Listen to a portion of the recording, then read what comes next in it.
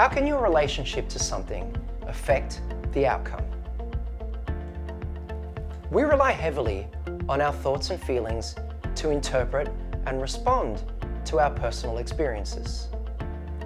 The thinking self and the feeling self like to prompt us on what is happening for us in that moment, how we should react or respond, and what we should avoid.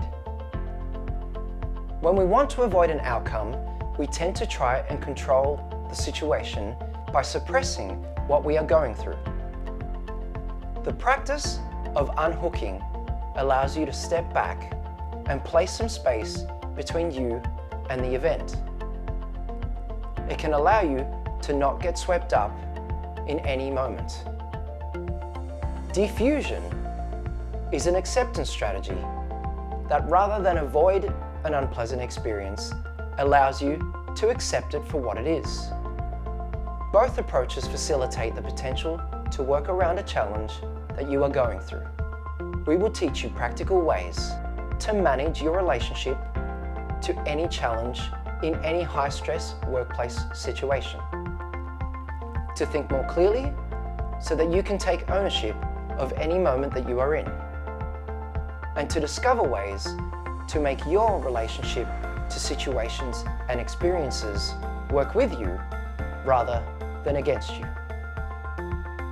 Let us help you reach your full potential by showing you how to manage your relationships in certain situations. We are going to show you now how to thank your mind. Imagine that no matter what thoughts, feelings, images, or sensations come up for you, there is always the possibility to take the power out of that. This part of yourself that unhooks or steps back long enough to not get swept away in a situation is helpful. This can be a powerful skill to develop and implement in your day-to-day work life.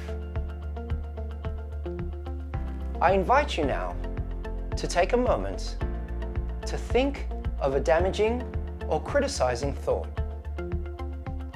Allow the thought to be completed. Don't block it. Thank your mind for the thought and focus on the present moment. Take a moment to think of another damaging thought, or even the same one again. Thank your mind for the thought and focus on the present moment. Repeat this several times, and each time, thank the mind for sharing with you. Approach this with some sense of humor and a sense of play about it. Even if you have the urge to debate the thought, don't fight it. Even if the thought comes back again and again, continue to thank it. Try and remain more interested in the present moment than in the thought. Each time a thought comes to the surface, allow it to do what it needs to do. Because the more you fight the thought, the more power it has over you. Imagine yourself getting to decide what kind of power you have over the thought. Imagine doing this in a situation where you can't afford to give in to self-doubt. Some key points to take away from this exercise.